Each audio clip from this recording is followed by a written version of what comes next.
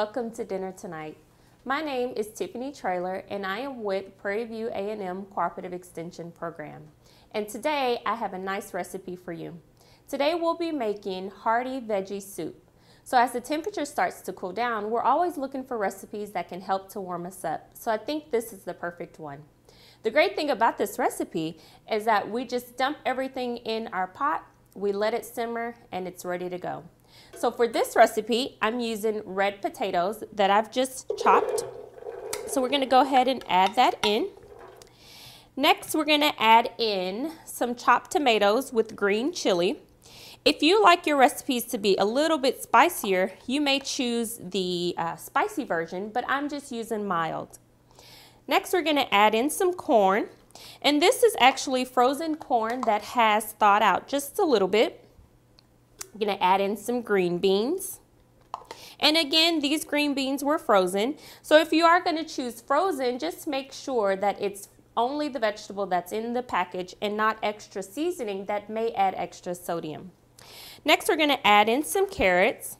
And if you notice, as I'm adding in the vegetables, they're cut about the same size so that they can cook evenly. We're going to add in a small red onion that I've chopped. Some black beans, and these were canned black beans, and they were the reduced sodium black beans that I did go ahead and drain, and I also rinsed them to help reduce the sodium. We're going to add in some celery. And then I also have a small can of tomato paste, and you can also choose to use tomato sauce if you don't like the paste, but if you do, just make sure you reduce your water. So we're going to go ahead and add that in. Next, we're going to add in some water.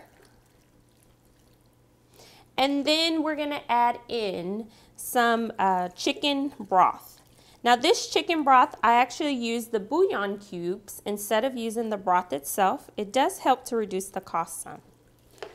And to season this, all I'm using is a little bit of salt, pepper, and then Cajun seasoning, just to add a little bit of spice. Again, if you don't like spice, you can leave off the Cajun seasoning and just use the salt and pepper.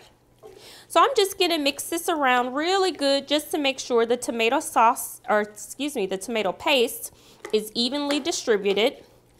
And once I've mixed that around, I'm gonna bring this to a boil.